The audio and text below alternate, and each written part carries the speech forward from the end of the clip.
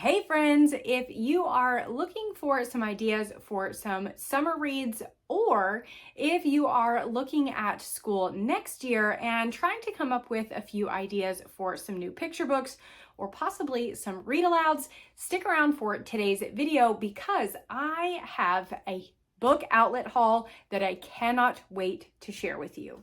Okay. It has been a little while that I have done some consistent book hauls, and I am very excited because I have so many books, and now that we are finally getting in a good roll with read alouds and we're really working on getting them mixed in and building up that muscle and getting in the habit, I want all of the books. I know you're like, well, you have a lot of books. You're right, I do. Is there such thing as too many? I don't know. I do, however, have a rule that whatever I put on the bookshelf, I need to take something out to replace it. I am just going to share with you what I got. These are all from Book Outlet. Of course, I will have a link down in the description if you want to check out Book Outlet. But first thing is Fraser the Forest Ranger. I don't know. I thought it looked cute, so I figured we would add it to our list. We do a lot of animal studies, a lot of woodsy type things. This is maybe like a good fall book, possibly. I don't know. I just thought that it probably would fit really well with our homeschool. Fraser loved living alone in the forest, but what he realized he was missing was a friend. So just looks like maybe a cute, fun little picture book. So there's that. And next is May Among the Stars. This is one that I have had on my list that I have wanted to add to our homeschool library for quite some time. We just haven't gotten back around to space or anything yet, so I didn't really have a reason to grab it. However, once I saw it on Book Outlet at the price that it was, I couldn't pass it up. I'm really excited to add this one to our library. Then I have Runaway Ralph by Beverly Cleary. Now, I don't necessarily love the Ramona series, but we do really enjoy Ralph. We have already read Mouse and the Motorcycle. We actually listened to it on Audible. And so I am excited to have the second book, Runaway Ralph, in the series. And this will be a read aloud at some point. Then I have the Vanderbeekers Make a Wish. This is a series that we actually haven't even started yet. The first book is in my current to be read list, and so we hopefully will get to that this year. But again, for the price that I was able to get it at from Book Outlet, it just made sense to go ahead and grab it because I have a feeling we will really love these. The next two are actually independent readers for my daughter. These are the Horse Diary books. This one is number 15, Lily, and this is number 3, Coda. So she has several of these already. These two, obviously, she doesn't have. We're trying to work towards completing that series for her, but she is really, really loving these. They are right up her alley. They do have some really great pictures in them. It's a really good chapter book. The chapters are not super long, but it is a little bit of a longer book for her. And so it does give her a little bit of a challenge, but still really fun and enjoyable. And she is totally into horses, so this works perfect for her.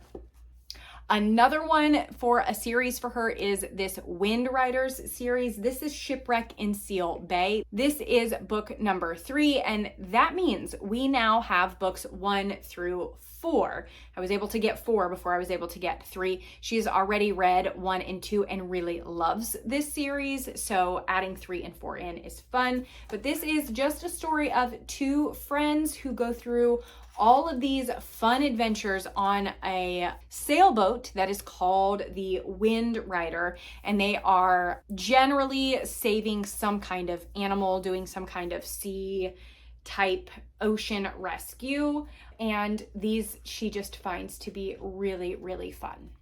Okay, this next one, I was actually really excited to find this. So we listened to this book on audiobook a couple of years ago, and it was a really, really fun listen.